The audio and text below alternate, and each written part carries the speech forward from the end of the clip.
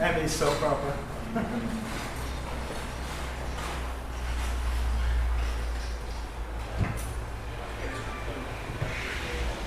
You've been enjoying the crawl so far? Isn't it a great idea? Yeah. Samantha really went all out on this, and it's it just happened to coincide beautifully with tonight's talk about the show. Yeah. Are we good to go? Yeah. Oh, awesome. So, I'd like to thank everybody, first of all, for coming to the gallery.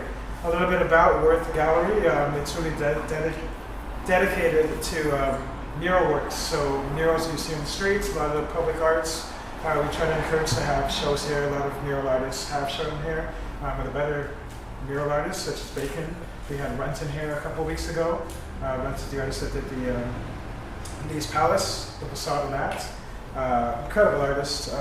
We've worked with Street Art Toronto as well. They've had just recently they had the Underpass exhibition here.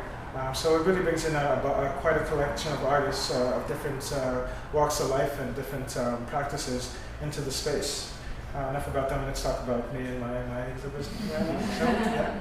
So this here that you're seeing right now, these pieces are part of a body of work called Statues of Limitations. If you had a minute to take up the reading there, I'll kind of shorten it for you. But the long and short of it really is these statues are art pieces that represent human beings in public spaces. The cool thing that I found really interesting about it is that they're made of materials that are used for constructing spaces for us to occupy.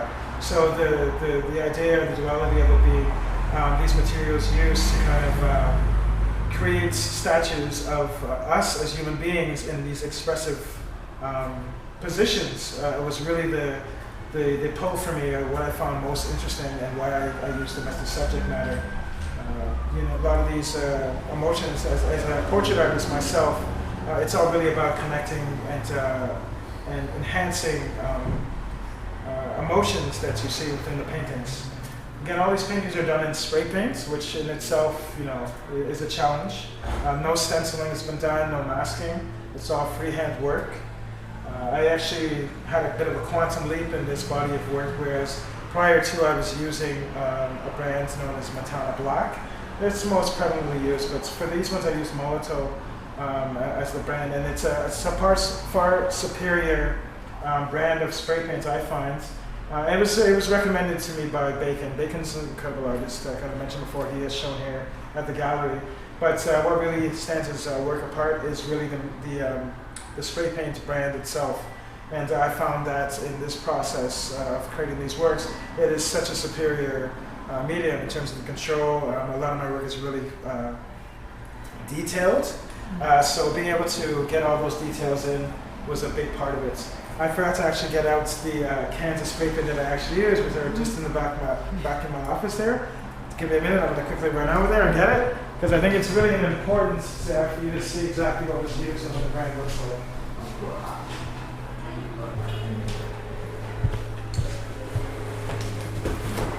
All right, so another thing about these the body of work that, as you can tell, they're in grayscale, which in itself is a bit of a challenge.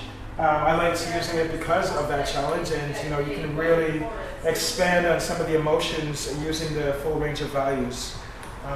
There's quite a few values that we use. There's like 5 different grays that we're using here. There's no actual black used in there. It's mainly various ranges of grays. I even liked some of the grays that were tinted a little bit blue, because it gave a bit of that coldness. For those who are a bit unfamiliar with like art theory or color theory, you have warm colors, which tend to be like your yellows and your bright reds and whatnot. Then you have the cooler colors, which are the blues. In my colored work, I also play with those contrasts, where I would even use more of a tinted blue for my blackened areas or the darkened areas. So I kind of transferred some of that knowledge into the body of work here. So this is what a can of spray paint looks like, for those who are unfamiliar. I always wear one of these guys when I use spray paint, because it's the most toxic thing you can possibly do to yourself, is spray paint without a mask on. Far too many of my friends do that. It's not recommended, even though you're in outdoor spaces. consuming it is a bad idea. In fact, it's funny when I do spray paint, ever do spray paint without a mask on, it tends to gum up my nose. It just gets really, you can really tell that something foreign is happening to you. It's not something you want to overlook or override because it is so, it's not healthy for you at all. And then I also use my glove. I don't have my glove in here, but nonetheless, here's the standard what a cap looks like. Just so you can get an idea, I'm actually going to pass around one of these cans. They are loaded, so please do not spray and make a mess. But just so people can get actually a sense of what it feels like. That's a half empty can, or half full, if you want to be positive. But yeah, I've liked these new caps that I've been messing around with, because they help you get in a little bit closer. I'll pass this one around as well. But you can see how the new cap, right? This is just another variant of the gray that I've been using. The sizes, generally when I'm spray painting, and the good thing about spray paint is because A, it's, you can work really large with it. You can fill up a large area of space really quickly. For each one of these pieces, I spent a day working on it. So I spent a solid day. I have found this really serene area in my neighborhood, just right in my backyard. I've been living there for almost a decade and didn't realize, you know, I never thought to actually use the space. It's right over Cedarvale Park. It's called Cedarvale Bridge, for anybody's familiar with the Bathurst and St. Clair area. If you go up Claxton Boulevard, it's a beautiful street, and it leads right to this beautiful bridge. I set up I take my cart over, I have like my can of spray paint, not a whole lot to carry with me, and my canvas, and I kind of just went at it. Didn't really film any, just didn't film any of the process, but took a lot of photos. In terms of my process of painting them, I usually start with the darkened areas. So I find all the darkened areas, and because I wasn't using any masking or anything, what happens is that in order to get some of the lighter or the thinner lines, you're literally putting another color beside it.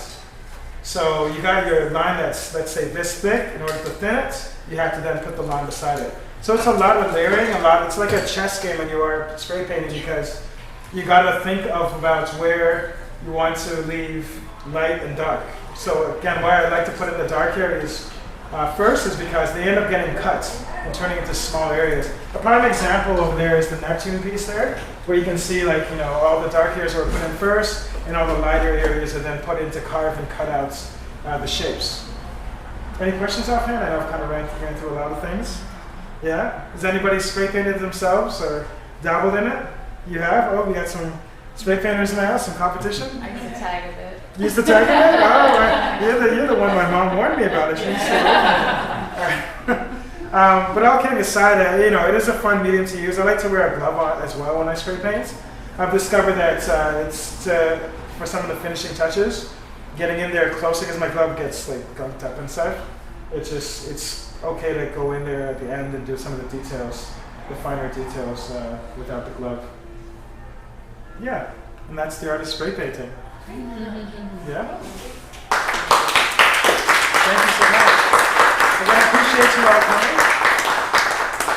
Everybody who's involved with the crawl as well. It's been a great initiative that Samantha at Dirty Laundry has put forth. It's just, again, so luckily it coincided perfectly with this talk and with the show. There's more to be seen downstairs. There's some of my older works. That series is called Spring Training. I did that in 2018. So back to a bit about the splatters and some of the effects of the spray paint that I wanted to highlight or elaborate on. It really adds a lot of texture, even the splatters. And again, with the details that I like to have in my work, I end up doing layers and layers and layers. So some of the splatter areas, you'll see where the change in textures was really enhanced by the use of the spray paint. Things that you can't do with just a brush. And an airbrush is cool and stuff, but I mess around with an airbrush, it gets really messy. I really almost prefer to use spray paint. Kind of sounds backward, but it's become a medium that I've really embraced, and it's worked wonders for me. Okay. Thank you. Thank you. If you enjoy the show, and don't forget to check out the other spaces. All right.